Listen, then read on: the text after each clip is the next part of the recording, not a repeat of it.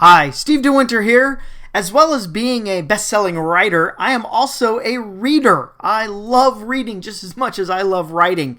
And so I go ahead and I'm going to start this other new show on my channel. So Between the Sheets book review. And I've got my very first book here, Influx by Danielle Suarez.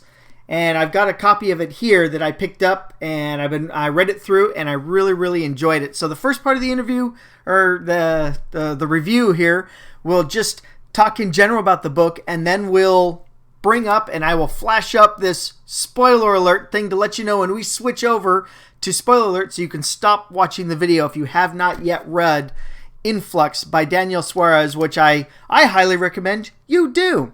So here's what the book is about. So this from the Amazon here. It's also on the inside cover for that. What if our civilization is more advanced than we know? The New York Times bestselling author of Damon, the cyber thriller against which all others will be measured, imagines a world in which decades of technological advances have been suppressed in an effort to prevent disruptive change. Are smartphones really humanity's most significant innovation since the moon landings? Or can something else explain why the bold visions of the 20th century, fusion power, genetic enhancements, artificial intelligence, cures for the common disease, extended human life, and a host of other world-changing advances have remained beyond our grasp? Why has the high-tech future that seemed imminent in the 1960s failed to arrive? Perhaps it did arrive, but only for a select few. Particle physicist John Grady is ecstatic when his team achieves what they've been working on toward for years, a device that can reflect gravity. Their research will revolutionize the field of physics, the crowning achievement of a career. Grady expects widespread acclaim for his entire team, the Nobel. Instead, his lab is locked down by shadowy organizations whose mission is to prevent all costs the social upheaval sudden technological advances bring. This Bureau of Technology Control uses the advanced technologies they have harvested over the decades to fulfill their mission. They are living in our future. Presented with the opportunity to join the BTC and improve his own technology in secret, Grady balks and is instead thrown into a nightmarish high-tech prison built to hold rebellious geniuses like himself. With so many great intellects confined together, can Grady and his fellow prisoners conceive of a way to usher humanity out of its artificial dark age? And when they do, is it possible to defeat an enemy that wields a technological advantage half a century in the making? That sounded exciting. And let's hang up the phone here. No calls during the show. All right.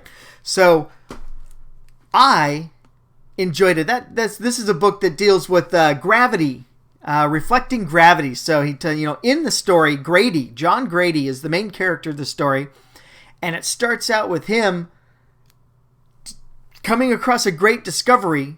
And then, no spoiler alert here because you can read it in the beginning. This group comes in and says, well, we would like you to continue working on your great invention, but in secret for us. And he says no and gets thrown in prison. Some of the stuff I really liked about this book. I love the premise on it. And my biggest criticism for most books that deal with future technology and future everything is they develop this technology and then the characters in the story don't really use it to its full potential. Influx does not have that issue. Danielle Suarez really gave this a lot of thought when he sat down and said, okay, we've now developed the ability to reflect gravity.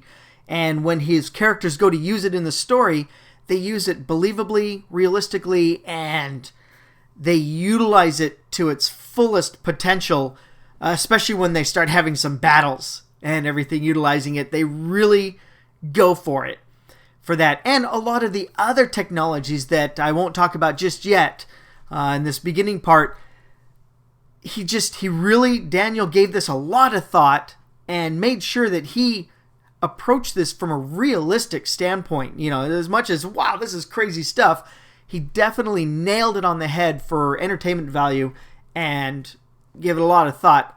I highly recommend Influx for those of you who like Michael Crichton and anything with science fiction and future and everything, I love this kind of stuff. So Influx is definitely a book for you to read.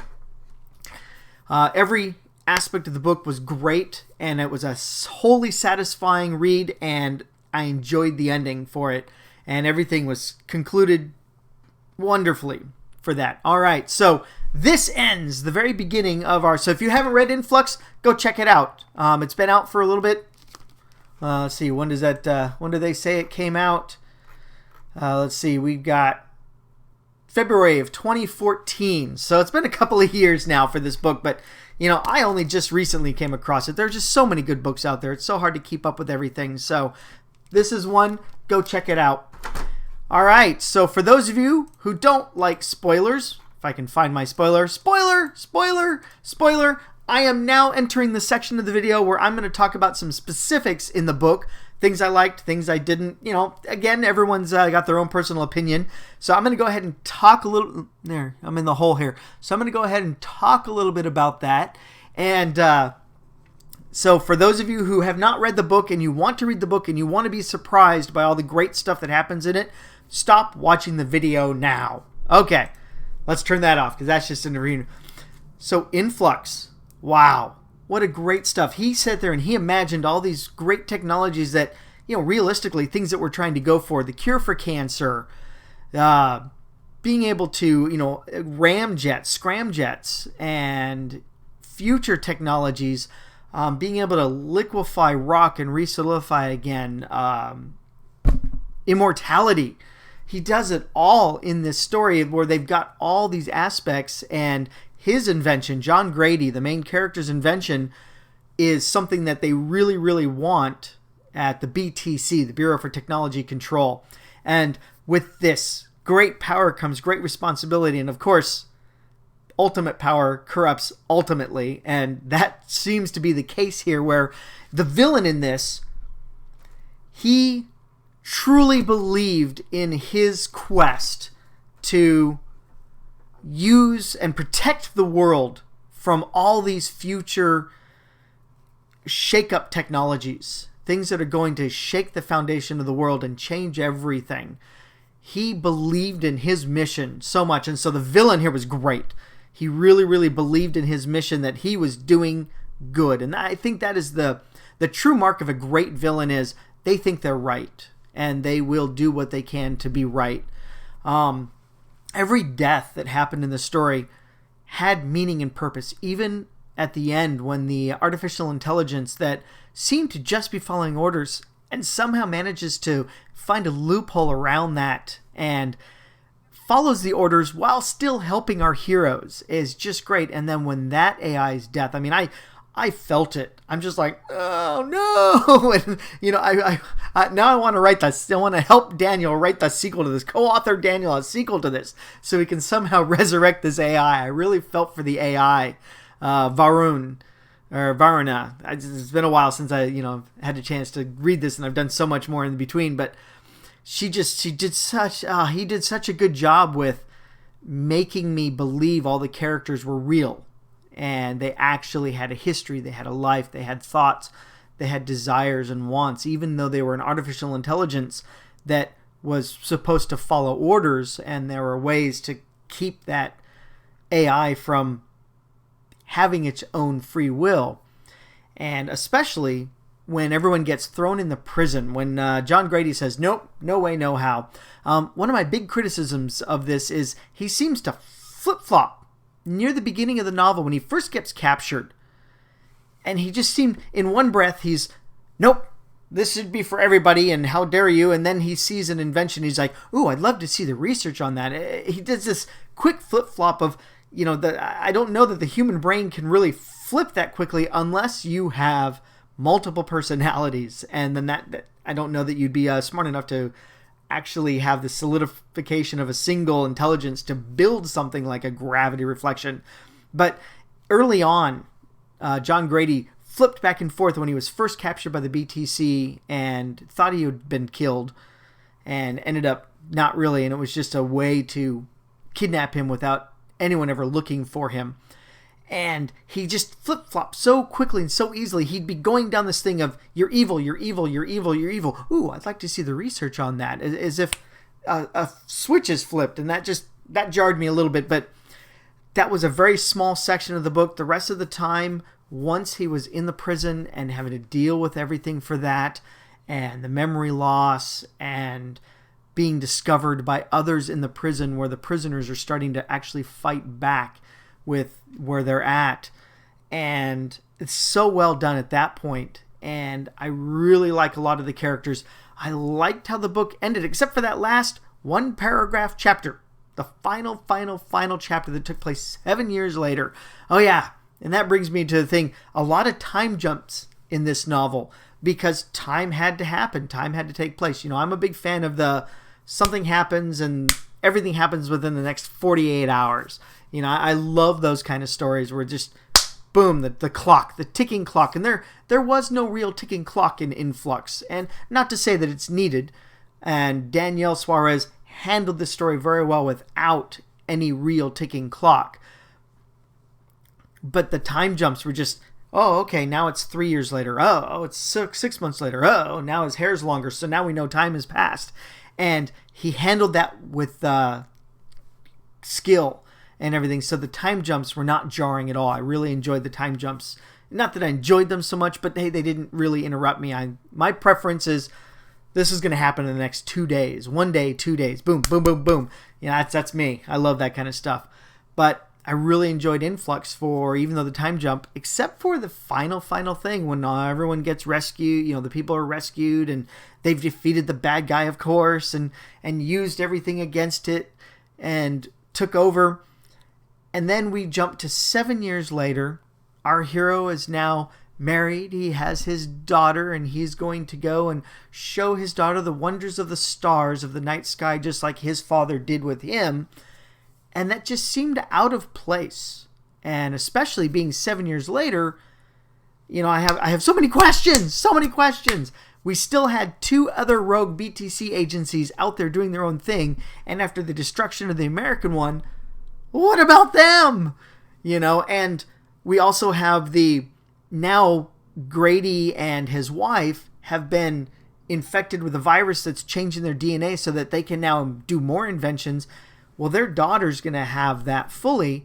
And I expected, seeing her there on the daughter as he calls her out, I expected to have walked away from some little project toy that she's working with in the house and have it like magnetically floating, or not magnetically, but just like anti-gravity floating or something, where she's utilizing the DNA that's been encoded into her, have built something. And so that's the one thing that it was like, oh, the ending was like, oh, you know, endings are hard. I know. I've written 12 full-length novels. Endings are killer hard to do.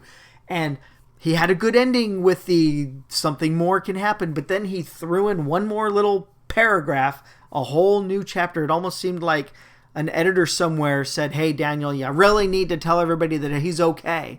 And he just kind of stuck that on at the end there, just kind of like stuck it on the end. So I don't know.